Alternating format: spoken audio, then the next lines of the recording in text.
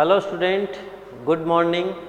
मैं गोकुल आज आपके लिए इस वीडियो में लेके आया हूँ क्लास जिसमें हम कंबाइंड रूप से 9th और 10th जो क्लासें हैं उनमें जो बेसिक तौर पे जो चैप्टर दिया जाता है 9th में, अगर यदि आप उसको अच्छे से पढ़ते हो तो जो 10th में जो आवर्त सारणी से रिलेटेड चैप्टर दे रखा है उसमें भी उसके कुछ पार्ट्स दे रखे हैं।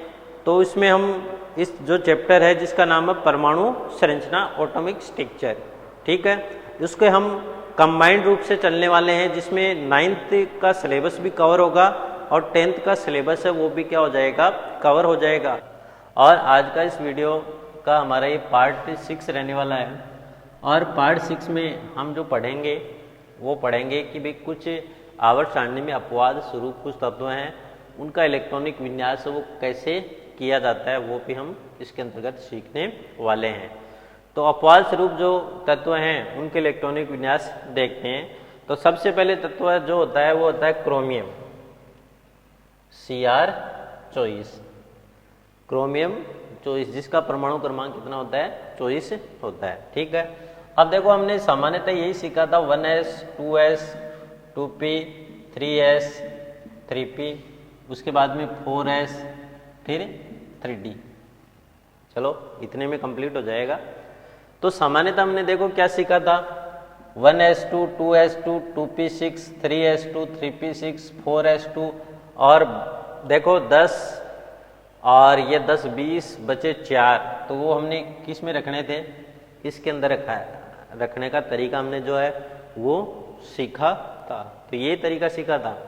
लेकिन ये एक अपवाद है, तो अपवाद है तो इसमें आपको अच्छे से इन अपवादों को ध्यान में रखना है कि इसका इलेक्ट्रॉनिक विन्यास से वो थोड़ा अंतर चेंज होता है, वो कैसे होता है वो भी हम जानने वाले हैं। तो इसमें देखो ये 4s होता है, इसमें 2 इलेक्ट्रॉन नहीं आके इसमें कितने इलेक्ट्रॉन आते हैं, 1। और ये जो 3d होता है उसके अंदर कितने इलेक्ट्रॉन आते हैं, 5 इलेक्ट्रॉन आते हैं।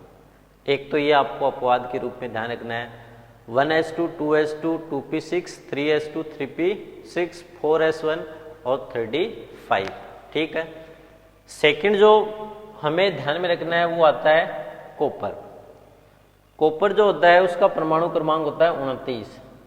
तो जब इसका इलेक्ट्रॉनिक विन्यास करते हैं, ठीक है, तो 1s2 2s2 2p6 3s2 3p6 4s2 3d।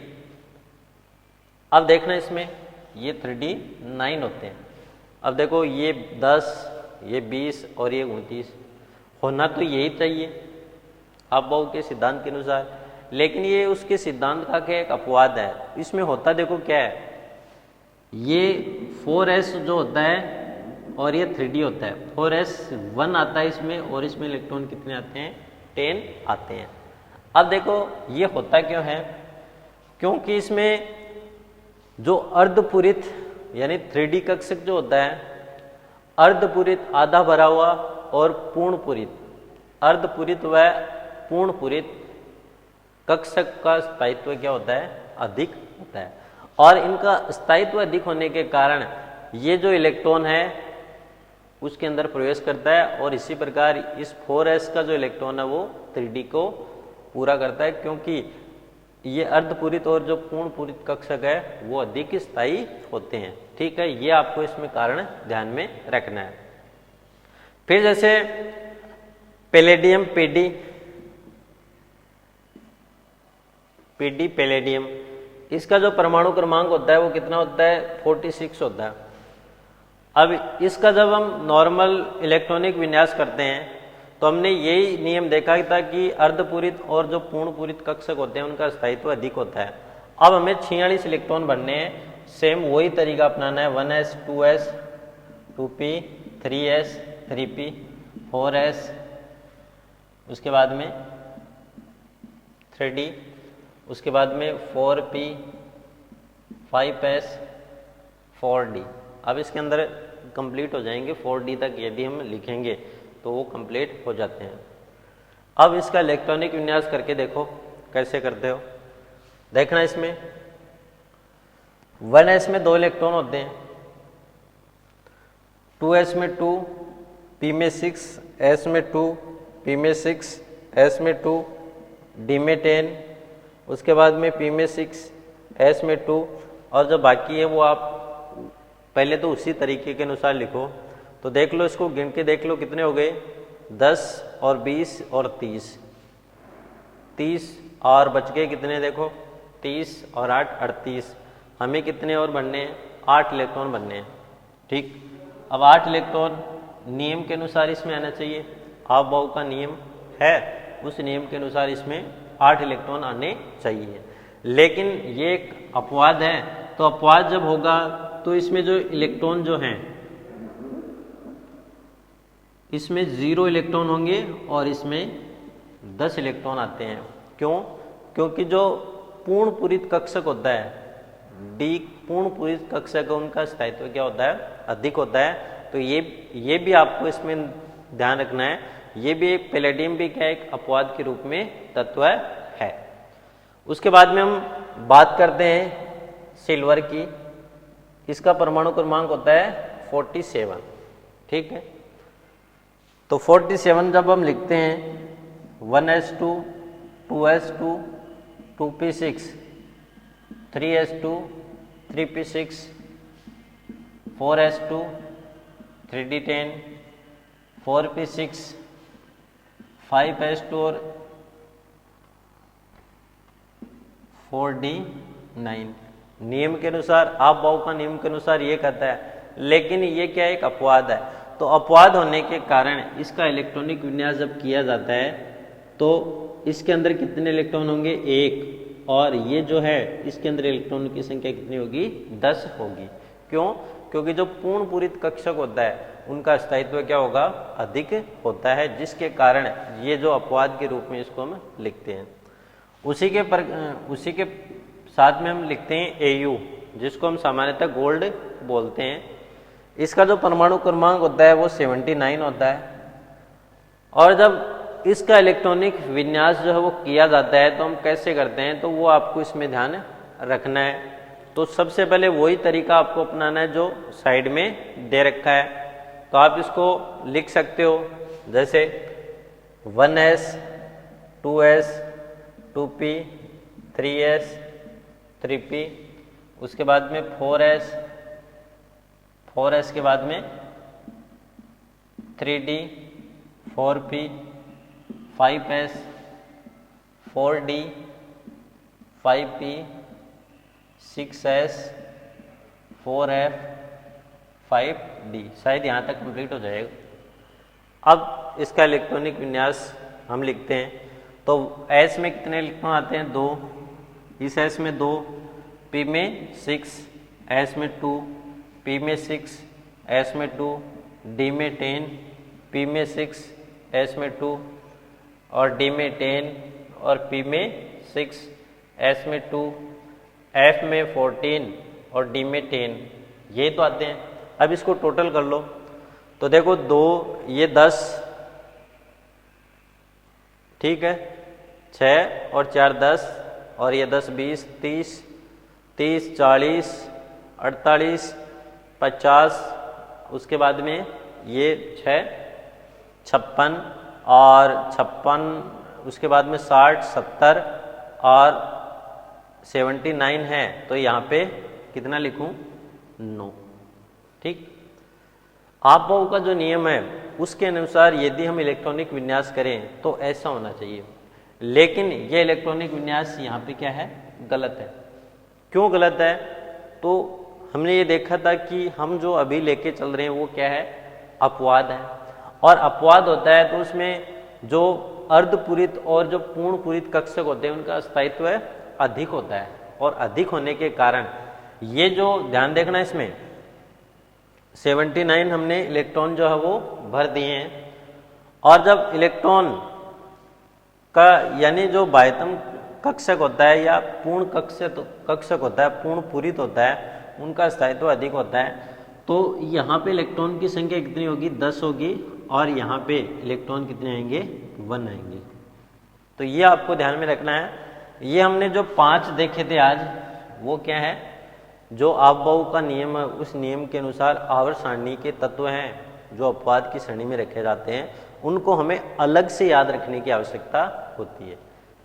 और ऐसा क्यों होता है तो उसका कारण भी मैंने अभी बता दिया। तो ये 5 तत्व है उसको आपको अलग से ध्यान में रखना है और उसके आधार पे आप जो है वो आसानी से क्या कर सकते हैं, इलेक्ट्रॉनिक विन्यास है वो कर सकते हैं। ठीक है, अब हम कुछ जो परमाणु की संरचना है उसमें इलेक्ट्रॉन कैसे भरे जाते हैं उनको हम डायग्राम या चित्र के द्वारा समझने वाले हैं। तो वो भी हमें तरीका है वो पता होना चाहिए कि डायग्राम या चित्र के द्वारा इसको कैसे समझा जाता है। ठीक है, अब देखना इसमें जैसे प्रथम 18वें तत्व है, तो 18वें तक हमें ध्यान में रखना है। जैसे हम चलेंगे हाइड्रोजन से, ये क्या है, हाइड्रोजन। हाइड्रोजन जो होता है उसमें एक इलेक्ट्रॉन होता है, उसको हमने इस प्रकार भर दिया। उसके बाद में हीलियम, हीलियम है उसमें ये 2 इलेक्ट्रॉन, ये क्या हो गया, हीलियम। तो ये के कोष है, हाइड्रोजन और हीलियम का हमने लिख दिया। उसके बाद में लिथियम की बात करते हैं। ठीक है,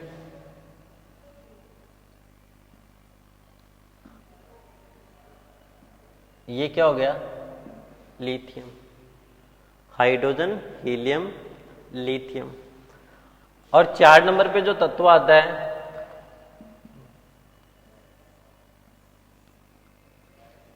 वो आता है बेरिलियम।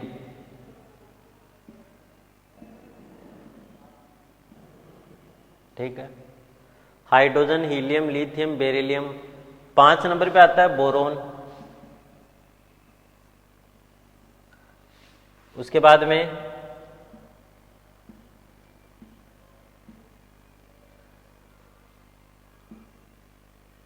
छह नंबर पे आता है कार्बन।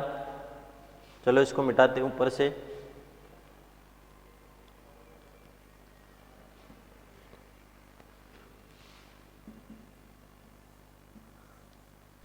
उसके बाद में नाइट्रोजन। ठीक है, ये 2 इलेक्ट्रॉन आ गए इसमें 4 इलेक्ट्रॉन।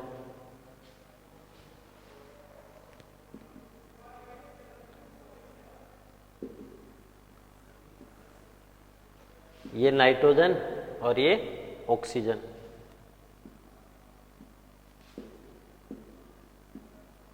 परमाणु क्रमांक 7 होता है, तो ये हमने 7 इलेक्ट्रॉन इसके अंतर्गत दर्शा दिए। किसके अंदर, नाइट्रोजन के अंदर।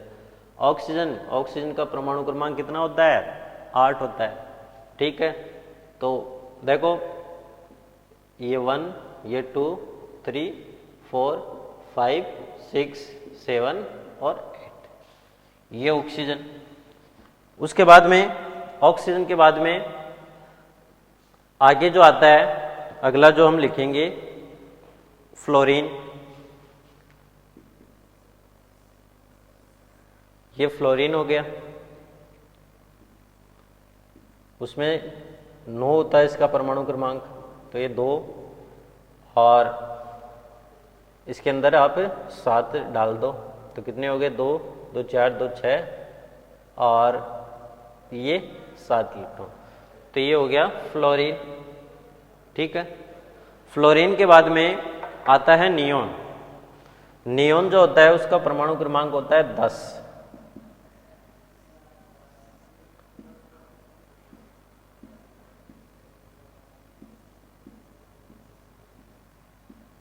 ये किसका हो गया, नियोन का। ठीक, उसके बाद में नियोन के बाद में जो आता है वो आता है सोडियम। तो सोडियम का हम देखते हैं, तो इसमें 3 कक्षक जो है वो बनने वाले हैं। ठीक है, इलेक्ट्रॉन साथ में भरेंगे, सोडियम, उसके बाद में मैग्नीशियम, ये मैग्नीशियम। उसके बाद में एल्यूमिनियम, ठीक। एल्यूमिनियम के बाद में सिलिकॉन है, फिर फास्फोरस, सल्फर, ये सब हम देखते चलने वाले हैं। ये सिलिकॉन, उसके बाद में ये फास्फोरस, ठीक। फिर नीचे बना देते हैं सिलिकॉन, फास्फोरस, फिर ये सल्फर, ठीक है। सल्फर के बाद में क्लोरीन और आर्गन।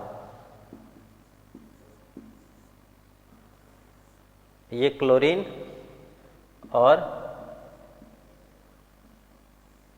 ये आर्गन।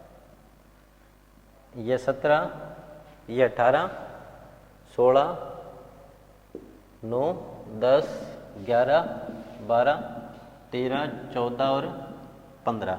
इसी प्रकार 1, 2, 3, 4, 5, 6, 7, 8, ठीक।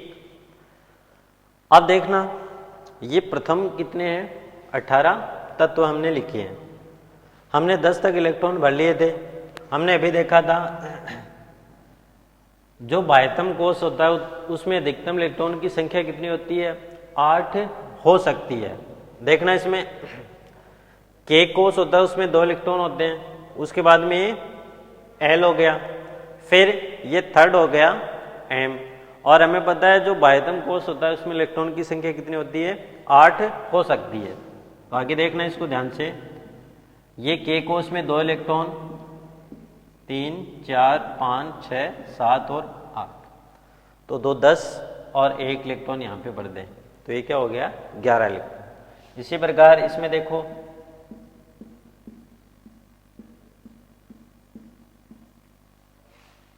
ये लो, ये मैग्नीशियम का हो गया। फिर बात करते हैं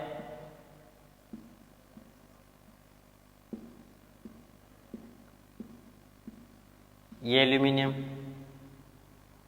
10 और ये 3, 13 इलेक्ट्रॉन इसके अंतर्गत भर दिए। फिर बात करते हैं सिलिकॉन की। तो सिलिकॉन का परमाणु क्रमांक होता है 14। इसका मतलब इलेक्ट्रॉन जो होते हैं टोटल कितने होंगे? 14। ये 10, ये 11, 12 और 13 और 14। तो इस प्रकार हमने सिलिकॉन है उसमें इलेक्ट्रॉन का वितरण को दर्शा दिया। फिर बात आती है फास्फोरस की। तो फास्फोरस में देखना, ये 2 इलेक्ट्रॉन, ये 3, 4, 5, 6, 7 और ये 8 इलेक्ट्रॉन हो गए। तो 8, 2, 10 और इसके अंदर कितने इलेक्ट्रॉन दर्शा दो? 4 और 5। तो ये 5 इलेक्ट्रॉन हमने इसके अंतर्गत दर्शा दिए। अब हम बात करते हैं आगे सल्फर। इसमें 16 इलेक्ट्रॉन है। तो पहले इसमें 2 इलेक्ट्रॉन, ये दूसरा, तीसरा, चौथा, 5वां, 6वां, 7वां और 8वां। तो 8, 2, 10, ये 11, 12, 13, 14, 15 और 16, ठीक। उसके बाद में देखना आगे, ये 2 इलेक्ट्रॉन के कोष में। उसके बाद में अगले में एल में 8, 3, 4, 5, 6, 7 और 8। तो इस प्रकार हमने इसमें इलेक्ट्रॉन है वो भर दिए। फिर टोटल हो गए 10। हमें 7 इलेक्ट्रॉन और भरने हैं जो इसके अंतर्गत आप भर सकते हो। ये कितने हो गए? 5, 6 और 7। और फिर जो लास्ट आता है, तो लास्ट में हम इलेक्ट्रॉन है वो ऐसे भर सकते हैं कि में 2 इलेक्ट्रॉन, उसके बाद में इसमें 8 इलेक्ट्रॉन, 3, 4, 5, 6, 7 और 8। और इसमें भी 8 इलेक्ट्रॉन, 3, 4, 5, 6, 7 और 8, ठीक है। तो इस प्रकार जो हम इलेक्ट्रॉन जो है उनका वितरण है कक्षाओं में, प्रथम 18वें तत्व हैं उनकी जो बाह्यतम कक्षा होती है, कोष होती है, उनमें इलेक्ट्रॉन है वो कैसे भरे जाते हैं, वो हमने इस वीडियो के अंतर्गत अच्छे से पढ़ लिया, अच्छे से जान लिया है। ठीक है, अब देखो उसके बाद में हम जो पढ़ने वाले हैं वो हम पढ़ेंगे, कुछ तत्व है हम लेंगे और उन तत्वों के आधार पे जो इलेक्ट्रॉनिक विन्यास है वो हम कैसे करते हैं, और हम देखेंगे समस्थानी क्या होते हैं, समभारी क्या होते हैं, तो वो सब हम देखने वाले हैं। अब उससे पहले हमें एक छोटी सी चर्चा करते हैं,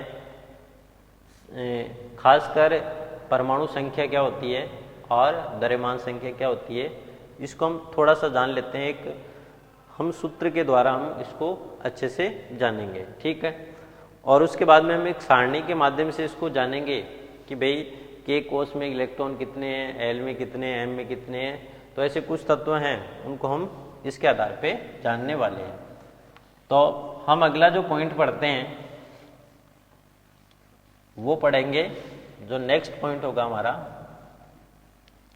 वो हम परमाणु संख्या और द्रव्यमान संख्या, क्योंकि जब हम समस्थानिक और समभारी को पढ़ेंगे तो उस स्थिति में हमें परमाणु संख्या और द्रव्यमान संख्या के बारे में भी पता रहना चाहिए। जैसे मैंने मान लो यहाँ पे लिख दिया 7n14, ठीक है, या मैंने लिख दिया 6c12। अब ये तो क्या है और ये क्या है, ठीक है, ये आपको पता होना चाहिए। ये जो है वो क्या है, परमाणु संख्या या परमाणु क्रमांक, और ये क्या है, द्रव्यमान संख्या या परमाणु द्रव्यमान। ठीक है, और इसको हमने जो प्रीवियस वीडियो पढ़े थे उसके अंदर भी इसको अच्छे से जान लिया था।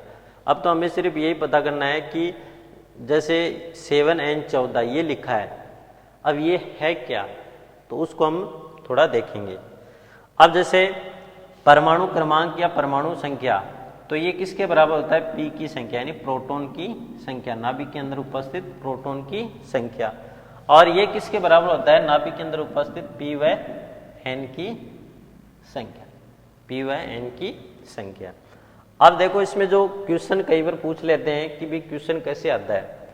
अब आपको ये दे दिया, ठीक, इसके अंदर आपसे पूछ लिया कि इसमें 7n14, जैसे ये उदाहरण लेके हम चलते हैं।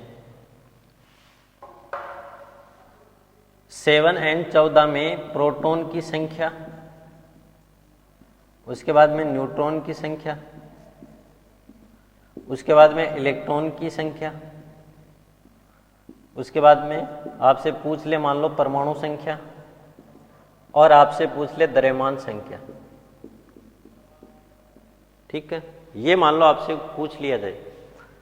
अब प्रोटॉन की संख्या किसके बराबर होती है, जैसे मान लो ये आपको दिया गया, उसमें आपको पता करना है कि प्रोटॉन की संख्या, तो प्रोटॉन की संख्या ये होती है, वो परमाणु संख्या होती है। तो परमाणु संख्या कितनी होगी, 7।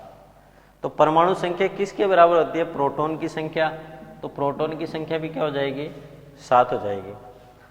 अब इधर आके देखना है, किसी परमाणु वैद्युत रूप से उदासीन होता है, ये हमने जाना। अब जितने परमाणु के अंदर प्रोटॉन होंगे उतने ही क्या होंगे, इलेक्ट्रॉन होंगे। तो इलेक्ट्रॉन की संख्या भी कितनी होगी, 7 होगी। अब बात आती है न्यूट्रॉन की संख्या। ठीक है, अब न्यूट्रॉन की संख्या वो कैसे ज्ञात करते हैं, तो देखना, न्यूट्रॉन की संख्या ज्ञात करने का एक सीधा सा सूत्र है,